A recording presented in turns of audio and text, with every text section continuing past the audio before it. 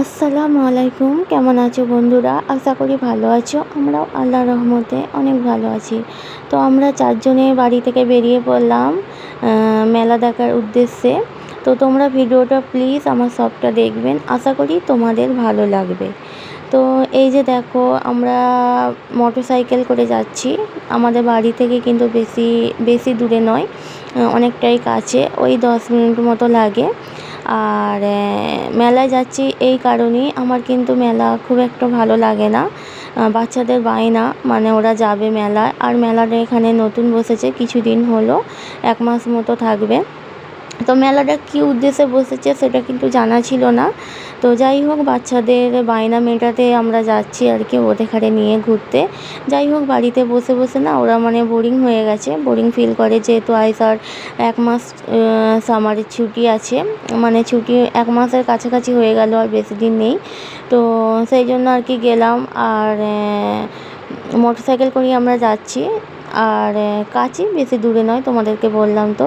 তারপরে এই যে দেখো, এটা হচ্ছে মেন রোড, আমরা যেখানে থাকি, মানে আমরা বিহারে থাকি। আর এই যে মেলার মধ্যে মানে ঢুকে পড়ছি এবার। আর এখানে আমাদের গাড়িটা রাখা হবে সাইড করে, তারপরে কিন্তু আমরা যাচ্ছি।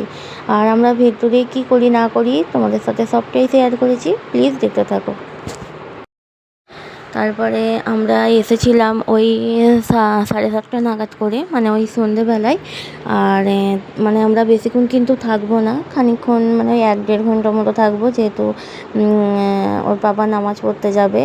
আর মানে নামাজের টাইম হয়ে যাবে, তো আমরা বেশিক্ষণ থাকবো না। এই যে দেখো, কিছু কিছু ভিডিও তোমাদের জন্য ক্যাপচার করেছি। তো তোমরা দেখো, মেলা তো কীরকম সবাই জানো প্রত্যেকে, তো তাও আমি তোমাদের সাথে শেয়ার করলাম, ভালো লাগলো আমার, মানে ইচ্ছা হলো তোমাদের সাথে শেয়ার করতে, তাই আর কি।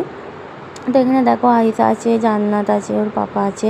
তো এখানে কিছু কিছু মানে মানে সে ওই জিলিপি, তারপরে বাদাম আর কি, ওগুলো বিক্রি হচ্ছিলো। তো আমরা ওসব কিছু কিনিনি আর কি। তো ও প্রথমে, মানে জান্নাত প্রথমে ব্যস্ত করছিল, মানে এটা এটা চাপবো ওটা চাপবো করে করে ব্যস্ত করছিল।